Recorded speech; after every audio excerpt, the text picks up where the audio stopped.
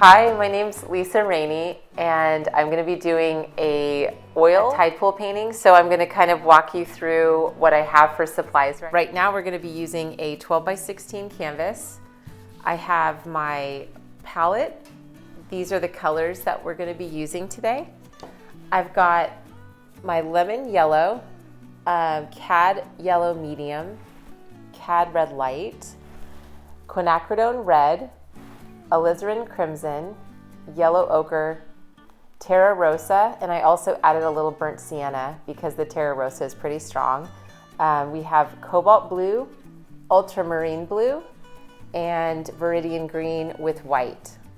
So we are going to be mixing quite a few beautiful colors here. And I did some color swatches for you so you have a little sense of what we're going to be playing with today. I try to keep my colors in a beautiful family of complementary colors to accentuate the painting. So I chose red and green and also blue and orange as my two complementary colors. So these are mixtures of the colors that I just laid down on my palette. We'll be going over this a little bit later. All right, so I'm going to show you some of my reference photos that I'm going to be using today. Laguna has had some low tide lately, so I went down to the Shaw's Cove where I live and shot some pictures with my iPhone and printed these at the printer. I love using kind of a variety of photographs when I'm sketching out my painting. So I take certain elements from each photograph, and I really loved the sea kelp here, the reds and the oranges.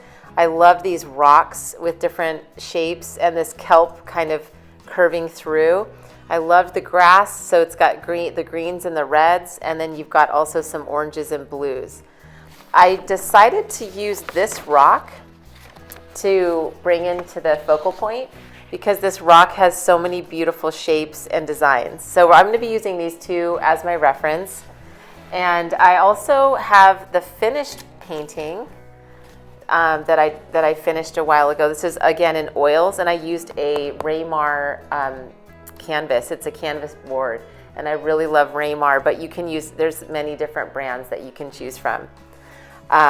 So this is oil. You don't need to put glass on it afterwards. It just pops in a frame, just as is. And I will be using my oil brushes, and these are the series of brushes that I like to use. I love the short flats. I use a couple of these at a time and keep them washed out. I love a long flat, one round, and then a couple small brushes for detail.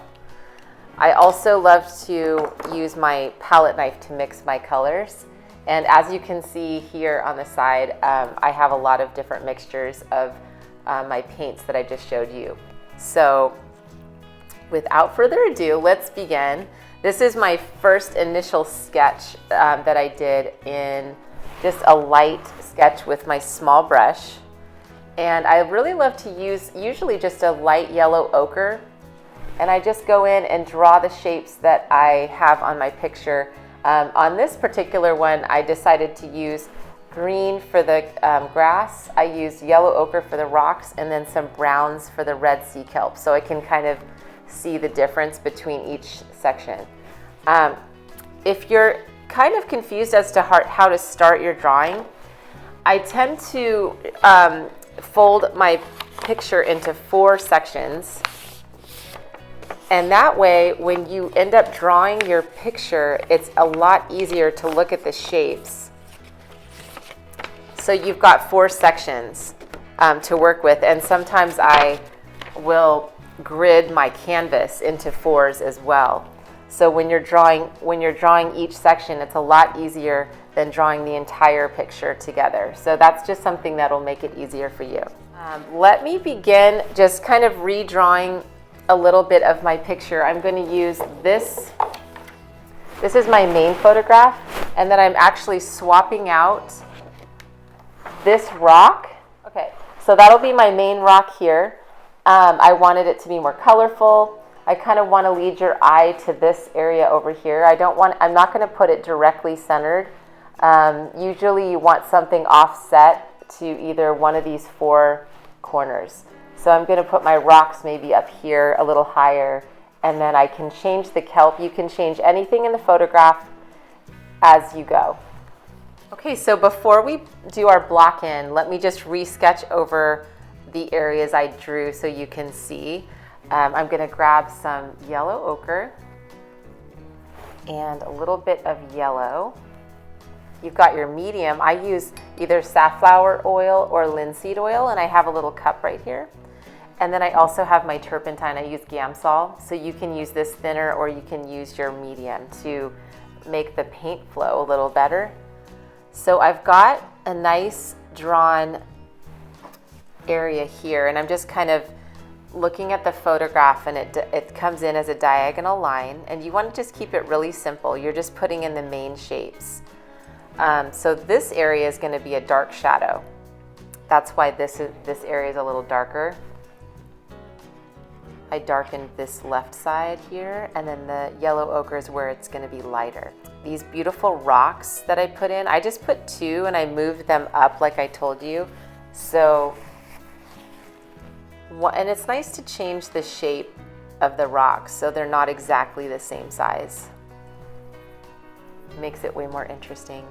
The other one underneath it, I want to have it green and a little bit smaller, but I'm still just drawing in my shapes in yellow ochre. This shape down here is going to be these beautiful blue rocks.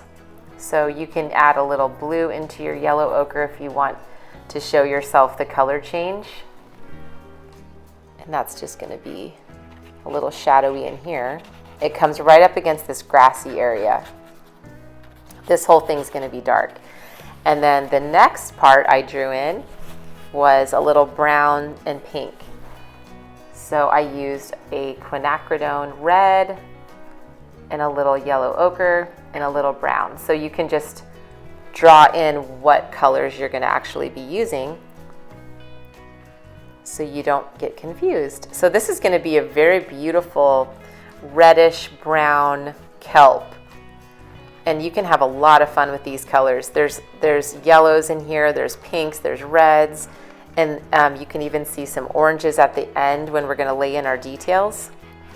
That's going to be really bright. And so then over here is just going to be some neutral yellows and cream colors. So we're going to leave that. On the right side, I lightly sketched some yellow ochre to show where the kelp starts here. And this has a little pink in it too. I might as well add a couple little marks for my pink. And this composition actually, there's some compositions that you can actually have a circle in the middle of your composition, which this is slightly a circle, an oval. But I also am trying to make it like an S curve. It leads your eye through the canvas. And so if you start up here, you can kind of see it's almost like an S coming through here. And that just leads your eye through the canvas. And you're always thinking about how to direct the viewer through your painting. All right, so let's begin blocking in our painting. I've got quite a few colors that I'm going to use. My main color I've already based in. As you can see, it's basically white with a little cad yellow and a little violet.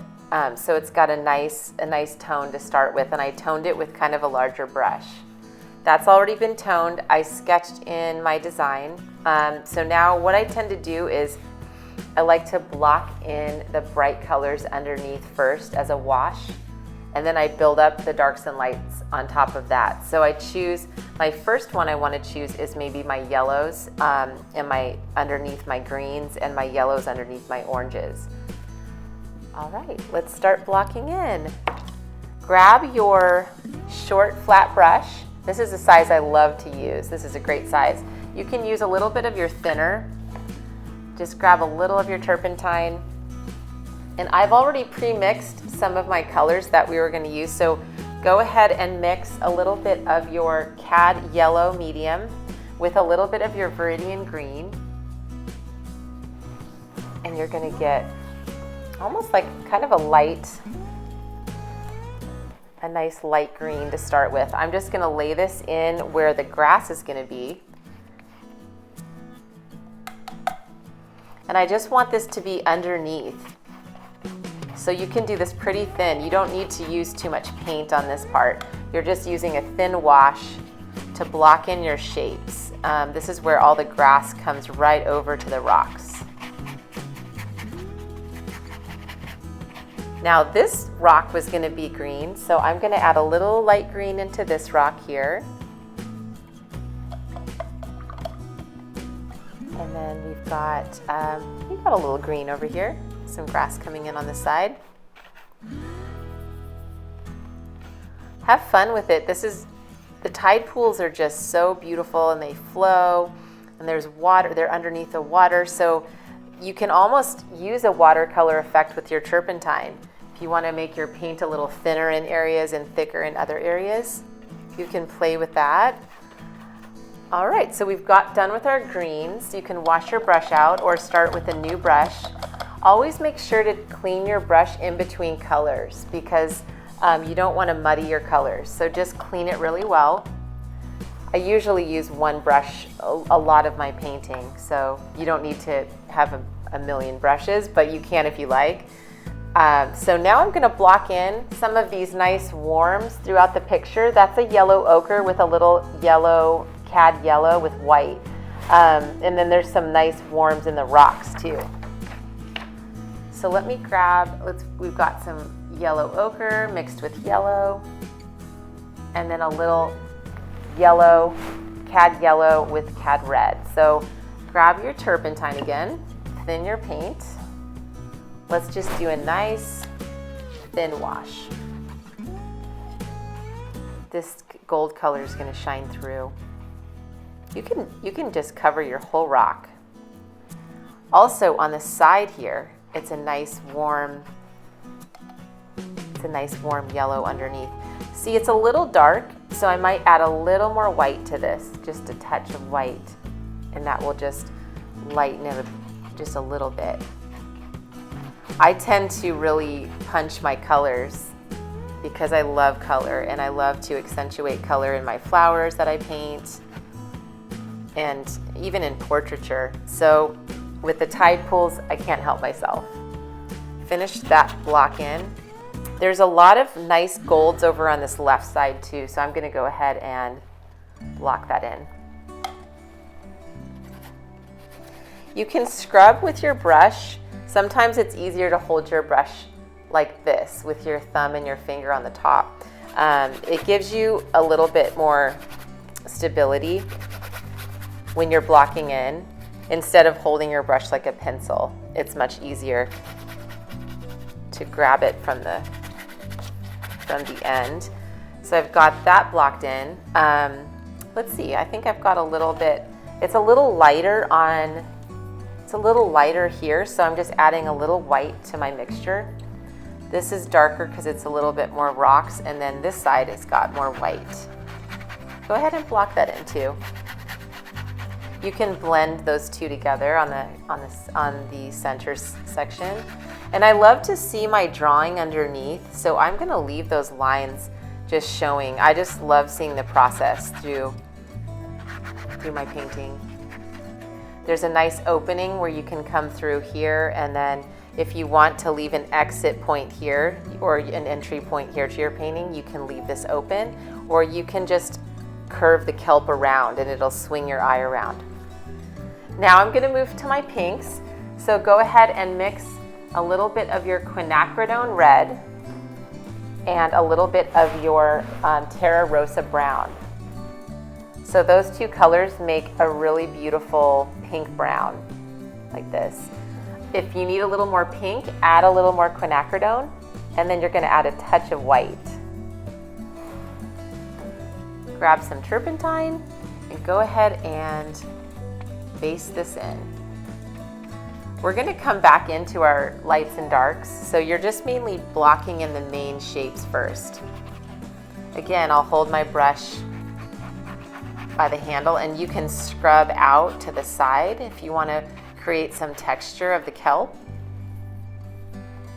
Need a little more turpentine. I'm always looking at my reference photo, but then again, you can also look at other photos, or you can change things as you go. Just If you decide, oh, it would look better if I took some of that out, you can change it. You can add a rock there. You can add some green grass there if you'd prefer. So go ahead and have your own, make your own decisions. You're the artist, so have fun with this. So I've got my pink in here. I'm gonna add a little pink here because I've got my dark lines. Add a few pink lines here. You can pull your brush towards the middle of the canvas and that creates another texture. Even if I covered the blue, I think I might go underneath that green. Now we are going on to, I really want to block in our darks right now. So we're going to use our Terra Rosa brown, a little bit of our alizarin crimson, and a little bit of our ultramarine blue. That mixes a very, very beautiful dark. It almost looks black, but when you put a little white into it, you'll be able to tell that it's actually got some beautiful reds in there. So you can have one section really dark, and then one section with added a little teeny bit of white. I only add a little bit at a time, or otherwise you'll get a really pale, pasty color. You want to keep your colors really vibrant. Got a nice clean brush to go for it. Grab a little turpentine, and I might start with the lighter color first just to see. Isn't that beautiful?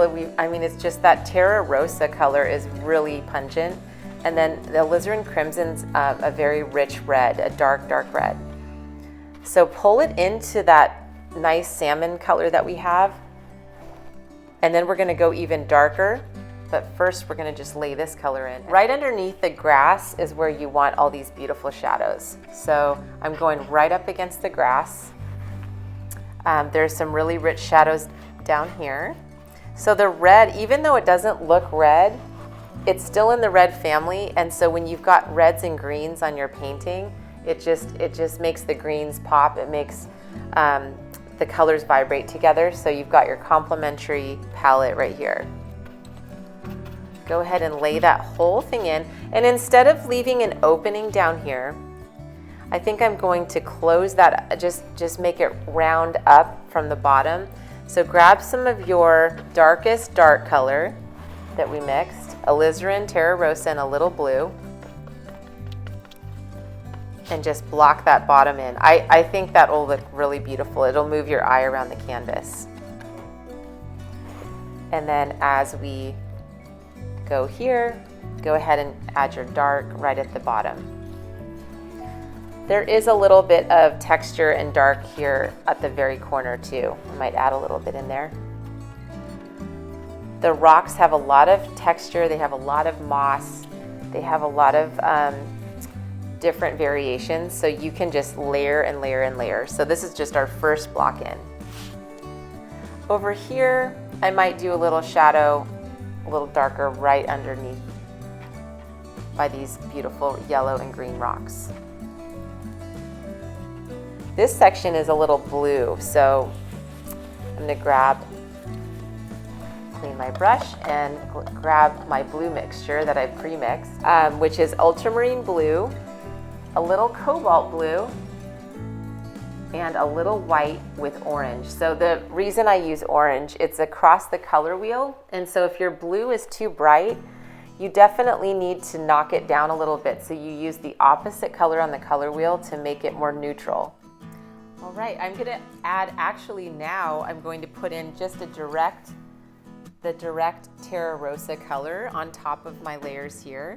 This is a really beautiful, that beautiful burnt red that comes into your kelp. And I love to leave some of those darks that we've already left and the lights underneath. This is just in the middle area. At the top we didn't finish this area, so I'm going to add a little Terra Rosa up here, and grab some medium or turpentine just to thin your paint a little bit more.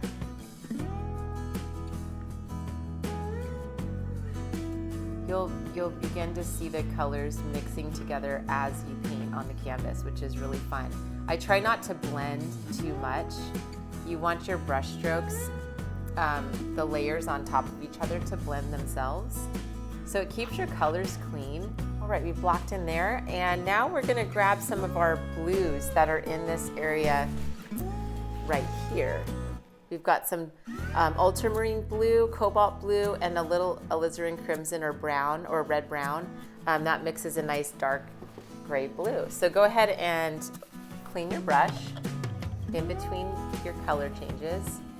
But grab a little ultramarine and then a little bit of your brown with your cobalt blue. So cobalt blue, ultramarine, and a little bit of red brown makes a gorgeous dark blue-gray. The red brown just cuts the blue a little bit.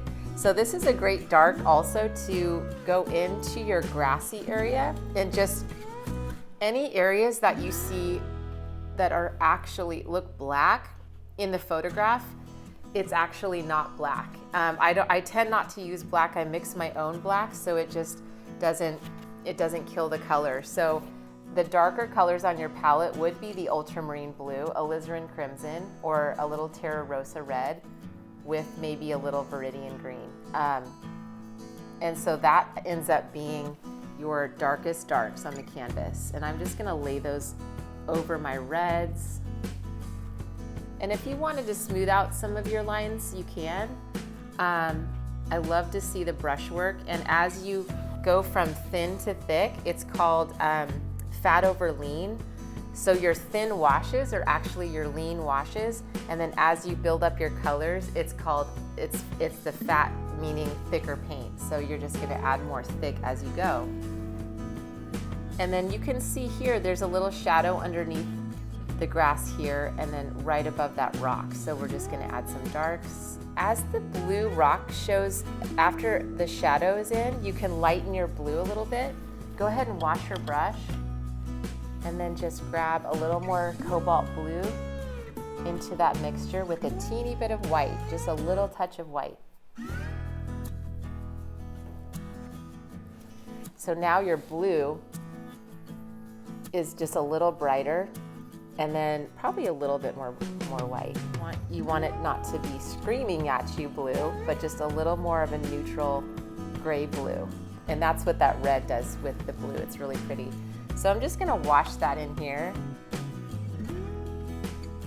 I like to look at my other painting and my photographs at the same time. And you, like I said, you can make up sections of it as you go. So we will add possibly a little more blue into these areas down here, because there's quite a bit of darks at the bottom. Use your dark mixture that we mixed first, your terra rosa, your blue, and your alizarin crimson, and let's just add some darks at the very bottom as it curves around to the right, leaving some of your reds that you've already laid in. This just grounds the painting, so your bottom is heavier, meaning it's darker, so it's got more of a solid foundation at the bottom. Keep it really loose. I'm still using my short flat. They call it a bright, but you can call it a short flat, and that's what the brush I tend to use the most. Come up here with maybe some beautiful lines to kind of accentuate some kelp. That blue just mixed in with some of my green, which is really beautiful, so I'm gonna leave that. And then maybe some light blue. If I wipe my brush off, I'm gonna grab that light blue mixture that I just mixed and put some shadows underneath these rocks. If your brush is too wet, just go ahead and dry it on a paper towel. You can pull away from the edge. This is a good way to make sure you get your shapes. You're connecting to the shape you already created, and you're pulling away from it. All right, so we've got our shadows in, we've got our darks. If there's anything you want to blend.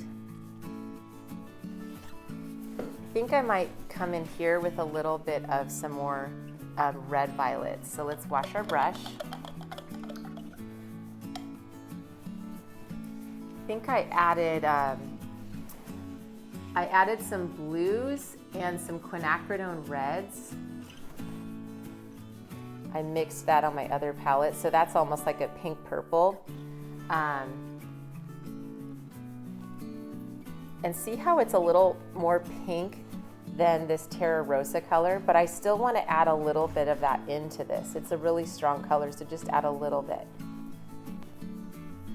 You can add a little more quinacridone red, and it ends up being more of a magenta than a brown. And the value is a little darker than what I've already laid in. You can see the color I laid in already is lighter, so this is quite darker. This is going to be the shadow color. Let's add a little turpentine and just scrub over that beautiful coral color we have and give a little dimension to the kelp. You can add the side of your brush if you want to add texture. Grab some more paint.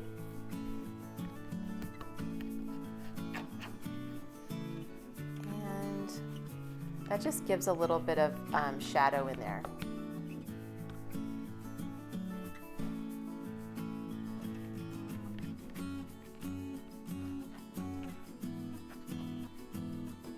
I might lay some of this color on top of this dark red that we laid in.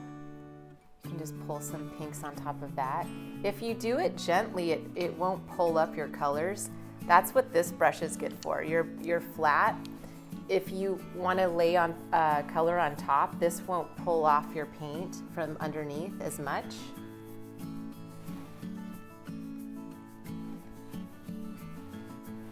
So go ahead and add a couple of magenta strokes.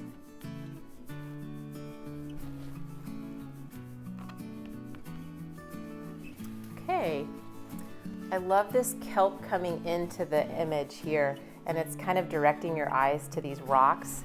Now, this is a yellow ochre and cad yellow medium mixture, which I've got mixed right here. Mainly yellow ochre, just with a little bit of cad yellow medium. That just warms it up a little bit.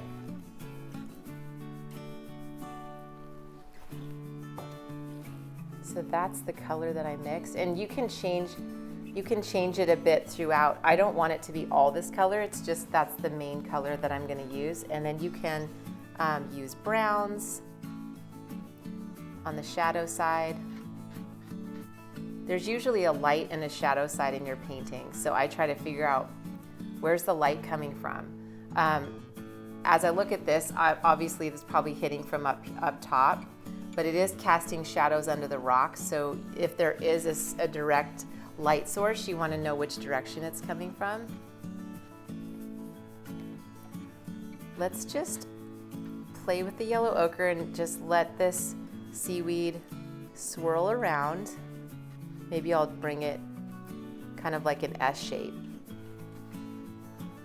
When you pull it into your browns at the bottom, it mixes with those colors, and it's really beautiful. I try not to overwork it. But see how that brown that you picked up with your brush, it can be used for your shadow color. So you really don't need to mix a dark. Just one side will be darker than the other. And then I might leave that for now and just see how I feel about it. All right, so let's grab our round brush now, because we're going to be working into the grass area that we've already laid in with a light green. Notice in the picture, there's so many different greens in here, so we want to leave that light green showing through, so you're not going to cover all of it, but we're going to be coming over it with some dark and medium greens. Also, there's a little bit of pink. There's actually pinks in there too, so grab a little turpentine, and I had pre-mixed my dark green. I used Viridian green with a little ultramarine blue. Oh, and some cad yellow. There's my dark green. In your medium green, you're gonna have a little bit of a lighter medium green. So you've got our lightest light already washed in. So let's go ahead and just add the medium green first. And so you don't have to do exactly what you see. I like to squint at my photograph just like I would in real life, so I can see my darks and lights. So if you squint and see where are your darks, I'm just gonna lay in my darks in big sections. So this is almost like a triangle shape right here. That's a dark section, and then I squint again, there's another dark here, and think about it in a shape that's easier for you to understand, like a triangle or a rectangle or however you see it. Let's put those darks in first. You can grab a little bit of your darkest green too, if you need to darken that area. And you can even bring it into the reds. When your dark green mixes with the red, that's fine because you're creating more dark, and you can pull it from the red paint that you already have in the shadows. Pull it into your grass. And this grass is just laying right on top of these rocks. So you want to do the directional lines with your round brush, almost like you're drawing with your brush just into the grass. And you can really get the sense that these are small little reeds of grass. Later you can worry about your details. This is a very simple painting to start with. You're just wanting to just get some fresh color going. So I try really hard to step back from my painting as much as I can so I don't overwork things. It's easier to see things when you step away instead of being detailed the whole time. So let's take a look. I think I might add some medium greens into this top section. So wash your darks off. Grab some medium green, and I think I might add some yellow ochre into that medium green mixture. And a little more cad yellow. The yellow ochre just almost makes it more like an olive green instead of a bright green, because sometimes you don't want so many bright greens. You don't want your eye to go right to the corner of your painting. We're trying to lead people right into this area. So let's darken some of this top area, but you're still leaving your light green showing through. Grab a little more olive green and just a few little swatches of that. Like I said before, there's a little pink in there. You wouldn't really think about that, but there's some grass that has a little pink in it. Let's add some of that too. That's really fun to see. It unifies the painting because you have pinks everywhere else. So if you've got a few little pinks in the grass, that makes your eye really circle around the painting. And then if you wanted to at the very end, you can come back in with just a pure lemon yellow, just for a couple of highlights. Wash your brush really well so you have a clean color. And let's just grab a little lemon yellow with some turpentine. Just a couple of grass reeds that come over here.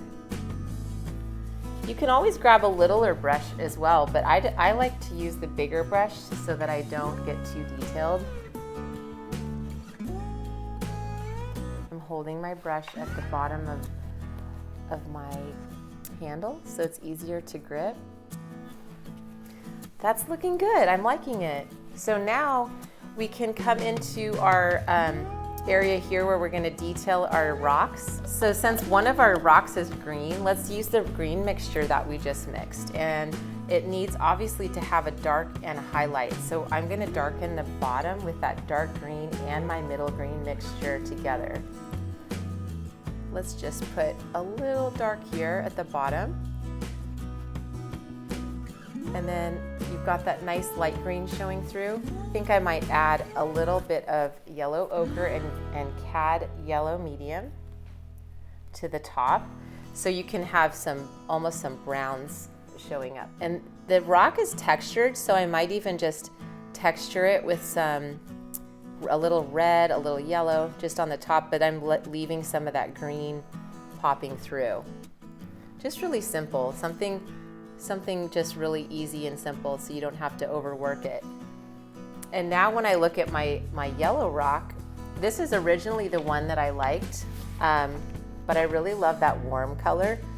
So I think I might just leave the warm color instead of the pink, and then I'll add these olive greens on top. These beautiful shapes that are on that rock.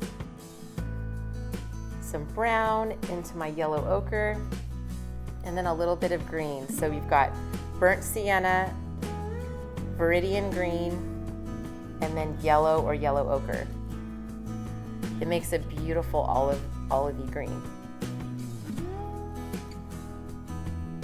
Okay, so I think my shape in this rock, I'm just going to kind of design it how I want. Maybe a little shape at the top, and then I'll do one at the bottom too. It can be really just your own design, whatever you come up with.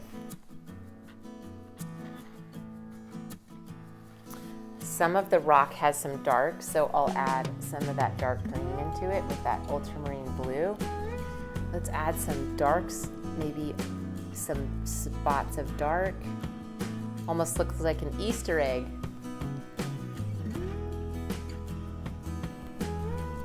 That's really fun. So let me leave that for now. I could come back and maybe do a little highlight at the very end, but let's leave the rock there. I think what the next section we need to do is our violet grays. So let's set this round brush down and grab another one of your brights. And we are going to work on this whole section here, which has gorgeous blues, violets, and some red rosy grays. We're going to start with the blues at the bottom as the shadow, and it's going to move into those beautiful purples. Notice how that purple goes right to the bottom of the seaweed. It's a little shadow, so we're going to put that shadow in. We're also going to put a purple shadow along the kelp, the pink kelp. Let's grab it with our palette knife if you have one. So I pre-mixed the violet, which is a quinacridone red with a ultramarine blue. And we've got a nice, with a little white, we've got that nice violet. So the ultramarine blue and the magenta makes a beautiful violet. Then I also mixed one that's a little bit more blue, ultramarine, a little alizarin crimson. So there's one that's more violet and there's one that's more blue. I like to have a variation of violets. You can actually leave this dark and then grab a little more white and add another section. So you have a light violet and you have a dark violet. You can do it with your red violet too. Well, let's mix another section over here. When you change colors, wipe off your palette knife and then grab the next color. So you have a light and a dark on each one. Let's lay this in. We've got our bright brush, and we are going to start at the bottom. Like I said, we're going to start with our blue first, the darkest blue first, and let's just pull this blue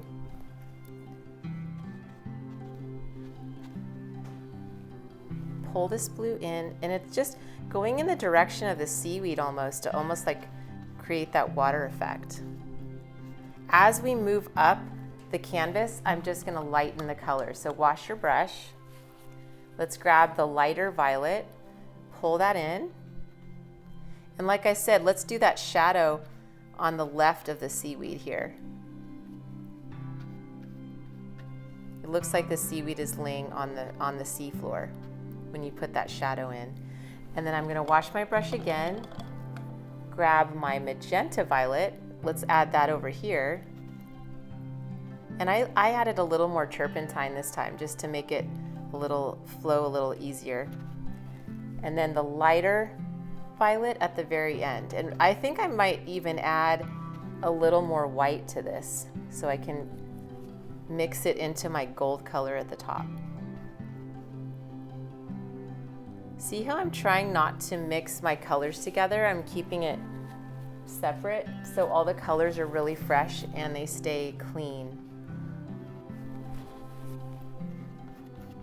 You might want to blend a couple of edges, just wiping your brush as you go so your brush stays clean. Now, as we get to the top, I think I might want to add a little more gold yellow for my highlight.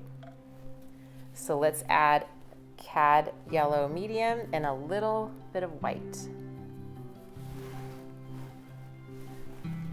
Let's see, this is the part where it's really bright right here. So that's a beautiful yellow, but I think I need a little bit lighter. It's actually, I'm mixing in Naples. It's called Naples yellow. It's cad yellow with white, and it's got this beautiful creamy yellow color. So at the very, see how that's just a little lighter than our underneath tone?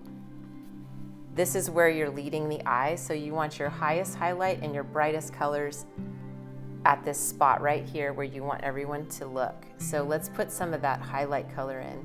And you can go pretty thick on this because this is your last layer.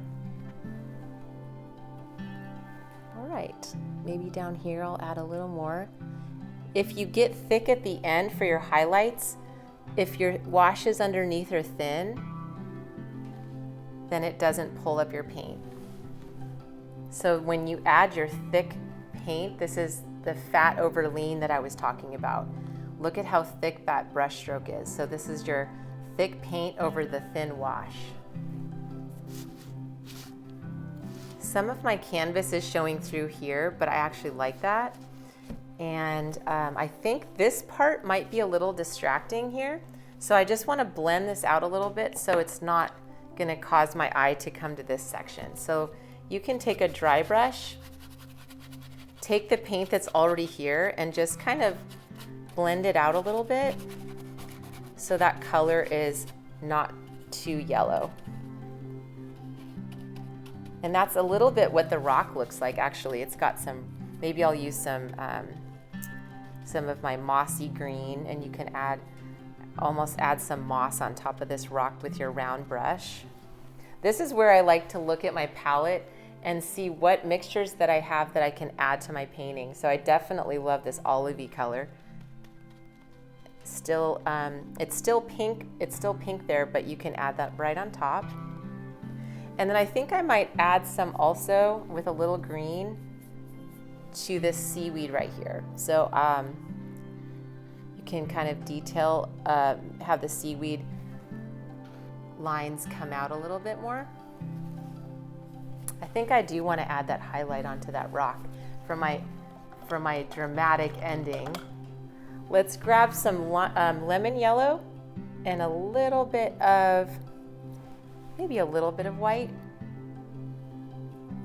My palette's getting filled up, but that's okay. So right at the end, let's add these beautiful highlights. If it's thick enough, it won't pull up the paint underneath. So let's just lay it right on top. I'm gonna put one, you can kind of roll the brush. And let's see, we'll do one right here.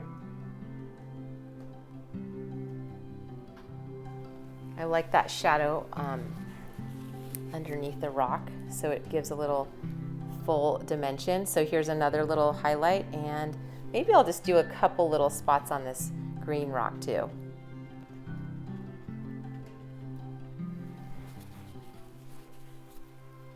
All right. I think a couple little details here with this sea kelp. You can lay on some yellow, cad yellow medium right on top of this beautiful coral color. Just a couple little details for that to make your eyes see that it's going in a certain direction. It's like it's underwater, it's flowing with the water.